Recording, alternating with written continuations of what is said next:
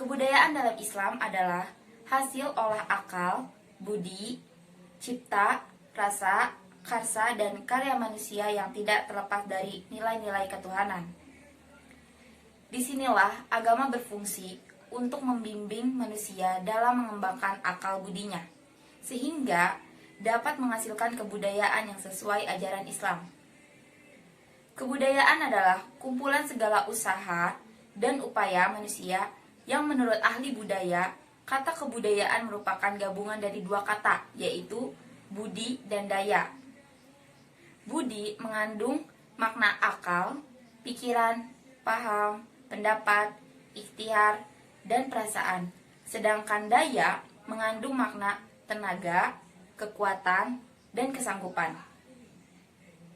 Jadi, kebudayaan adalah segala kumpulan usaha dan upaya manusia yang dikerjakan dengan mempergunakan hasil pendapat budi untuk memperbaiki kesempurnaan hidup.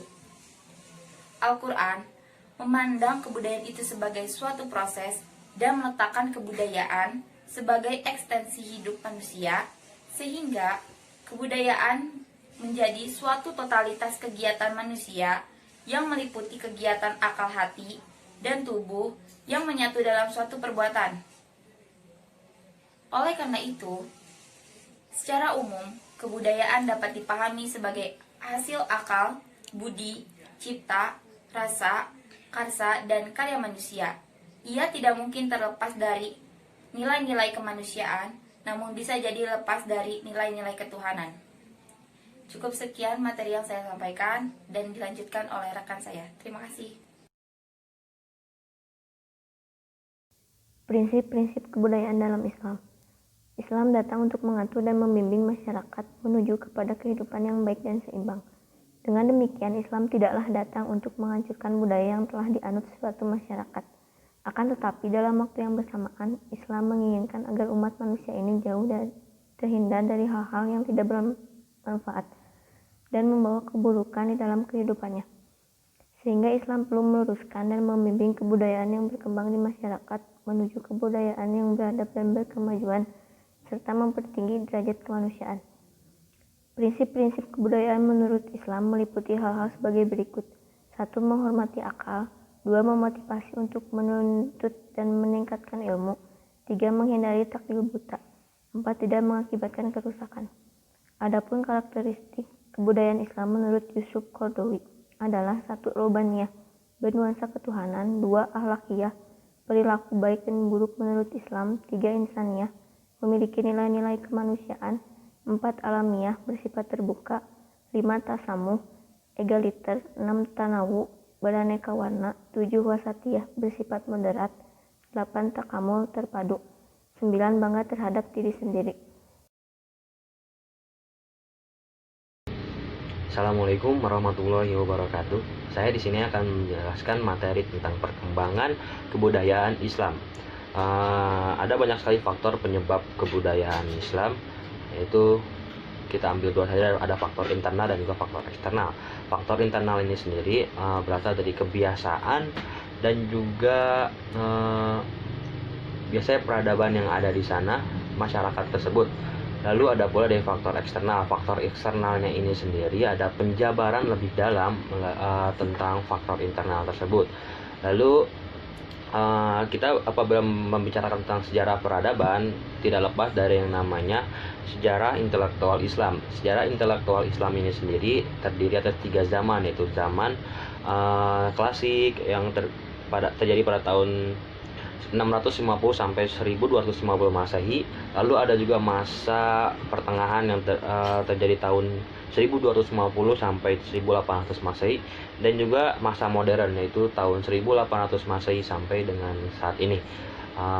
Kita bahas mulai dari masa klasik. Masa klasik ini bisa disebut dengan masa kejayaan Islam, karena di sini ada lahirnya 4 mazhab besar Islam, yaitu ada Imam Syafi'i, Hambali, Maliki, dan juga Imam Hanafi. Dan juga di zaman ini pula banyak sekali lahirnya para filosof Islam yang bisa disebut sukses dengan materinya, seperti ada Ibnu Sina tahun 1037 Masehi, ada pula Al-Razi tahun 865 Masehi, ada juga Al-Farabi tahun 870 Masehi, dan juga masih banyak yang lainnya. Lalu kita masuk ke zaman pertengahan. Di sini, di zaman pertengahan ini bisa dibilang sebagai kemunduran dari sejarah kebudayaan Islam.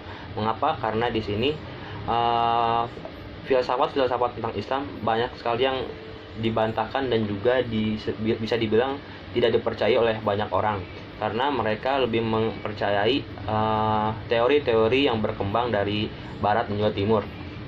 Sorry dari barat, seperti dari Eropa, Amerika, dan masih banyak lainnya. Lalu ajaran Islam yang berkembang di Indonesia ini bisa ditipikalkan perkembangan Islam yang signifikan, karena kita bisa tahu dengan berkembangnya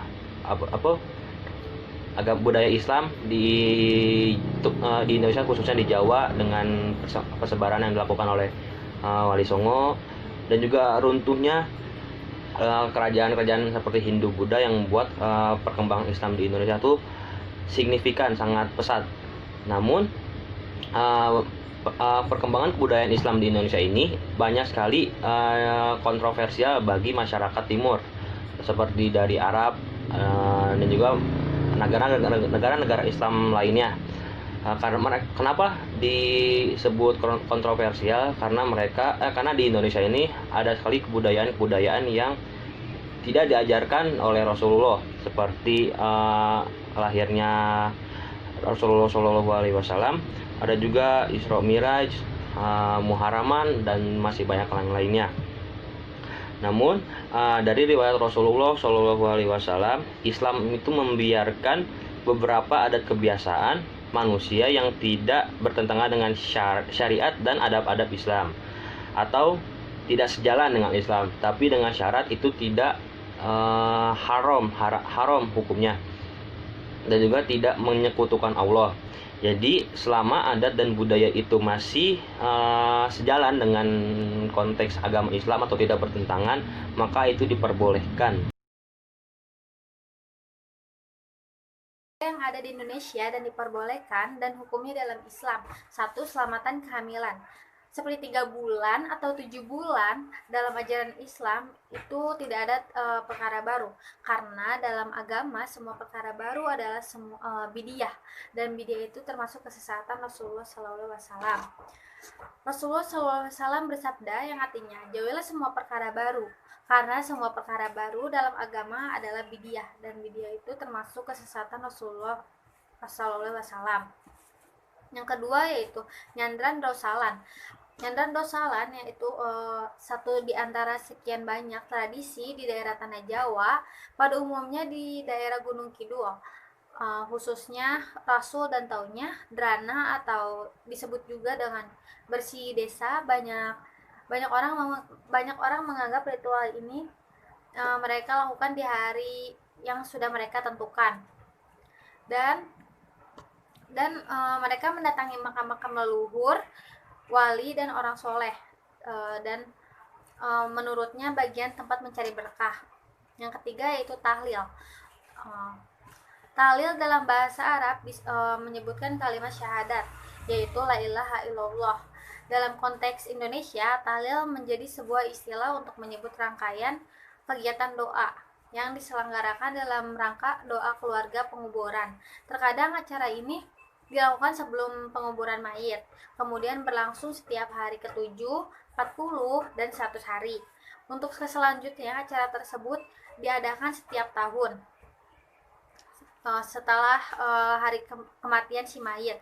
Walaupun terkadang berbeda-beda antara satu tempat ke tempat yang lain, kalangan umat Islam sebagai muslim sejati yang selalu mengadakan kebenaran, semua pro dan kontra harus dikembalikan kepada Al-Quran dan Sunnah Rasulullah SAW. Sikap seperti inilah yang sepatutnya dimiliki oleh insan muslim yang benar-benar beriman kepada Allah Subhanahu wa Ta'ala.